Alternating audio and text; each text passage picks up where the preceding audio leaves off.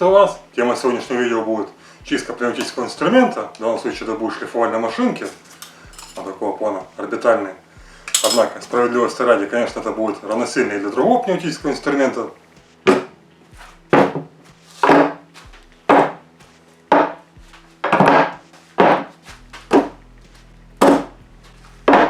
Другой инструмент также можно будет почистить, но в основном именно проблема бывает с машинками.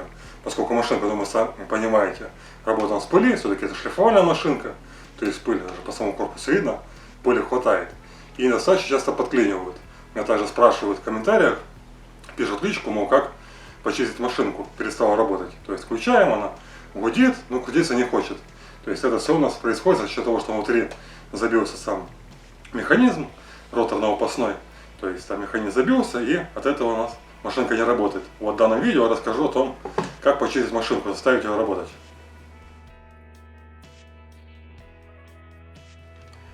Итак, для начала вкратце разберемся, почему в принципе пневмоинструмент может не работать. И далее перейдем к нашей чистке. Итак, за начало ранее рассмотрим на примере машинки шлифовальной, которая достаточно часто выходит из строя.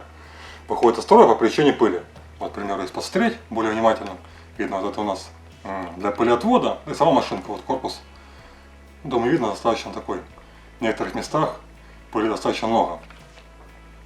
Вот, опять же, это все-таки у нас шлифовальная машинка, то есть мы шлифуем наши детали, пыль попадает у нас сюда, попадает сюда, то есть пыль так или иначе может попасть внутрь нашей машинки. Вот, то есть куда подходит у нас воздух, подключается шланг, подключаем, у нас сюда может попасть пыль. То есть по того, что мы раз отключили машинку, где-то пальцем раз по штуцеру, пыль попала внутрь. Второй раз по штуцеру пыль попала, просто где-то машинка лежит, мы протираем деталь, пыль может попасть внутрь. И то есть так или иначе пыль может попасть внутрь машинки, она туда попадает. То есть, казалось бы, вроде пыль, она должна выходить, поскольку машинка достаточно много потребляет воздуха. То есть в среднем это 300 литров в минуту, а то и по 500 бывает, и более инструмент. Но тем не менее, все-таки инструмент у нас пневматический, он смазывается, то есть с помощью лубрикатора, либо просто капается масло, сам инструмент для того, чтобы смазать его внутренние детали. И с маслом, то есть пыль смешивается с маслом и забивает наши внутренние части. Для того, чтобы лучше было понятно, о чем я говорю, поэтому на канале я снимал видео про гайковерт, то есть как раз про данный гайковерт. Я его разбирал и показывал, что у него внутри. Посмотрите данное видео, достаточно интересно. И там можете увидеть, и сейчас вам сделаю вставку, как выглядит сам механизм. То есть, понятное дело, гайковерт он значительно больше, то есть гайковерт он даже больше, чем сама машинка. Видно. То есть в гайковерте механизм практически наполовину корпуса, в машинке механизм буквально меньше спичечного коробка. То есть вообще маленькие. И то есть в самой машинке очень маленькие детали, и там буквально вот эта пыль, смешанная с маслом, подклинивает данный механизм. То есть именно с машинкой в основном проблема бывает. Другой инструмент тоже может заклинить, конечно, например, пневматическую дрель, сабельную пилу, допустим, или даже пневмозубило, то есть которая даже с поршневым механизмом. Но тем не менее, их забивает меньше, и меньше хватает пыли. И на слив машинками, как правило, часто бывает проблема. Поэтому на ее примере мы посмотрим, как ее почистить. Итак, для того, чтобы почистить машинку, нам нужно будет промыть ее механизм. То есть промыть именно, мы подаем сюда вещество промывающее, штуцер подвода воздуха. То есть вот он, думаю, видно, понятно, куда заходит воздух. И данное вещество у нас будет выходить из штуцера, который у нас выходит воздух. То есть в данной машинке здесь отдельно, бывает, что он выходит, сделан сообща, то есть вот здесь заходит воздух, здесь выходит вместе с пылью и с подложкой. То есть разницы нет никакой, мы так или иначе подаем наше вещество, подвод воздуха, после этого даем воздух, и у нас будет промываться наш механизм. Для промывки механизма советую использовать очиститель карбюратора. Можно видеть, в моем случае будет вот такой вот, фирма Master Wax, достаточно хорошая фирма. Недавно рассказывал о мастейке данной фирмы, довольно-таки хорошая. И вот сегодня еще будем использовать очиститель. Так вот, нужно использовать именно очиститель карбюратора в плане того, что, к примеру, некоторые думают, что можно дать масло. Масло, кстати, нужно брать именно пневматическое. Нельзя заливать, какое попало масло в пневмоинструмент. Об этом я тоже есть отдельное видео на канале. Если не забуду, ссылка у вас будет на экране, добавлю. Вот. Масло заливают в машинку, мол, маслом промоется. На самом деле ничего не промоется, можете сделать только хуже.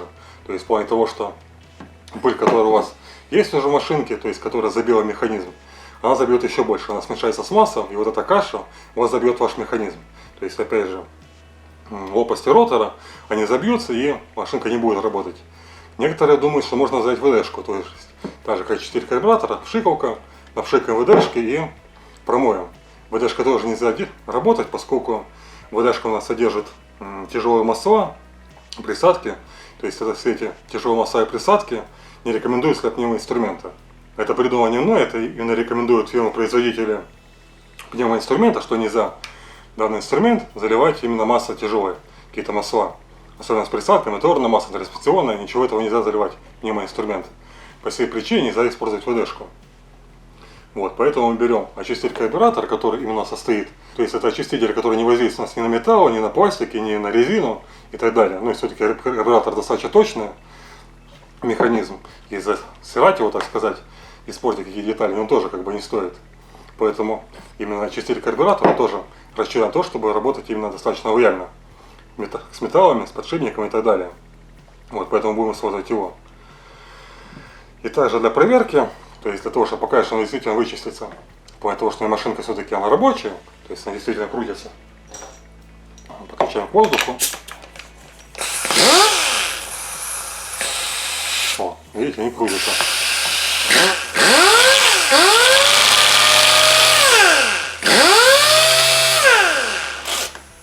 И слышите, есть такой характерный, как даже не сразу запускается, и некоторый такой как свист, гул есть в ней. То есть это все-таки так иначе, здесь уже есть какая-то пыль. Ее почистить нужно будет однозначно. Вот. И для того, чтобы было нагляднее, возьму тряпочку, ну, умеренно чистую. Видно, такая вот тряпка у меня. Вот. Подключу к воздуху, то есть сюда опять же подключаем воздух, отсюда у нас выходит отработан воздух. Сейчас подключу, снимаю все это с одного дубля, без монтажа, без ничего, чтобы было видно. Вот, подключаю воздух, сейчас включу, посмотрим, что отсюда у нас вылетает, так сказать. Видно, закрываем.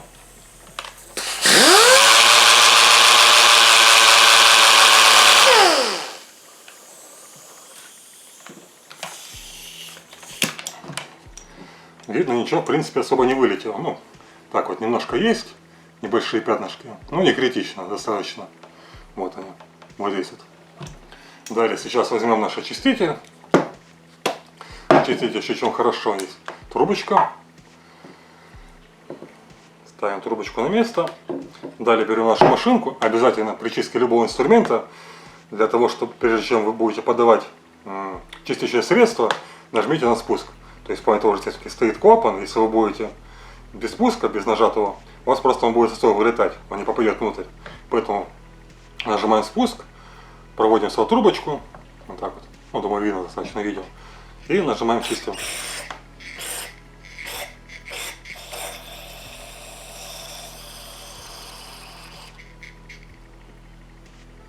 Я вот так достаточно много налью его, лишнего не будет.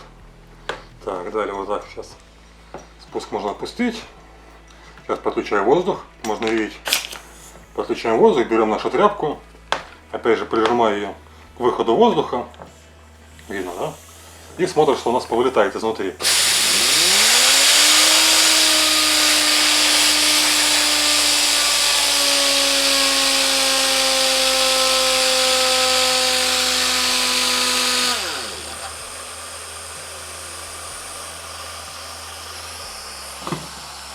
Думаю, слышно, что даже сама машинка стала чище работать. То есть более так тихо. И можно видеть, что у нас стала с тряпкой. Видите, да? Вот она стала достаточно такая темная. Да, не сказать, конечно, что прям хопи какие-то грязи повылетали. Но тем не менее, все повылетало. Что-то ну это повылетало. То есть тут в принципе не должны никаких хоппев быть, ничего. Поскольку сама машинка должна быть внутри чистая, все-таки она смазанная, чистая. Но тем не менее, то все-таки вылетает, видно, темная субстанция. И сама машинка становится работать чище. Опять же, включаем.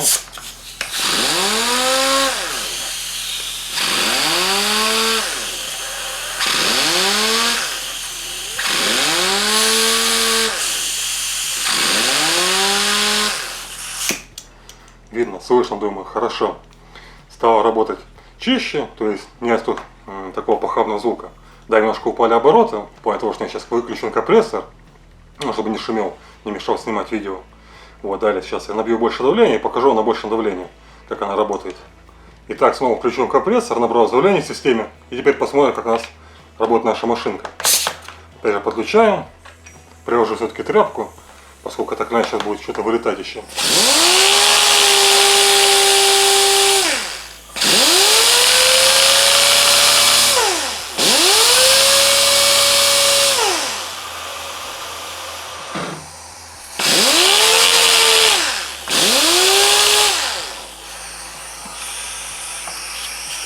Думаю, хорошо слышно, как наша машинка стала работать. Ну, еще немножко наша тряпка испачкалась. С большим давлением лучше прочищается. И то есть, думаю, смысл понятен, как мы вычищаем наш инструмент. То есть, в моем случае хватило, в принципе, одного раза, можно еще почистить. Но, думаю, особо этого смысла не имеет. То есть, в вашем случае, возможно, это нужно будет больше раз сделать. Ну, поскольку у нас все-таки машинка не подклинивала, так, чтобы совсем, а все-таки так, немного. Вот. Если вам нужно больше, и в принципе любой инструмент, вы делаете то же самое. Берете очиститель карбюратора, пшикаете внутрь, обязательно опять же не забывая нажать курок. Вот. После этого даете поработать инструменту. Далее, после того, как вы прочистили все, нужно будет обязательно смазать инструмент. Опять же повторю, берем пневматическое масло, никакое попало, именно пневматическое. Это так называется. И капаем пару капель в наш инструмент. То есть опять же тот же самый штуцер. Но об этом я рассказывал уже в другом видео, про смазку пневмоинструментов, про лубрикатор и так далее. Вот. Капаем здесь, просто повторю, для того, чтобы не забыли это сделать. Это важно, поскольку все-таки это очиститель, он очищает у нас, то есть в том числе и масла очищает. И нам нужно будет смазать после прочистки. Смазываем опять же тоже штуцер, капаем несколько капель, несколько и буквально это 2-3 максимум. Капли капаем. Капнули масло. После этого опять же даем нашему инструменту немножко поработать. Не забывайте выход закрыть какой-нибудь тряпкой, ну поскольку просто руки загадит маслом вылетающим.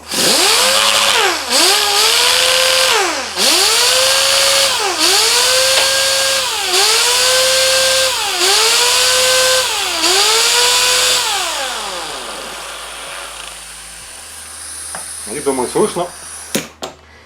слышно, что инструмент даже стал еще тише работать. Помимо того, что мы все-таки его почистили, после этого смазали, и он стал очень тихо, хорошо работать. Но факт в том, что главное, она включается у нас теперь просто замечательно, все чистенько, без заклинивания, без ничего. То есть чистка действительно помогает. Опять же, повторю, то, что помогает не только в таких случаях, как у меня, когда она еще только начала подклинивать, а даже если вас сильно заклинивал, та же самая поможет чистка. Да, возможно, нужно будет побольше, опять же, провести. То есть не один раз закапать, а уже многократно. Именно хорошо промыть, один раз, второй, третий, и так потихоньку. Прокручивая, закапывали, даете воздух, прокручиваете вручную, опять же заливаете средства очистки и так далее.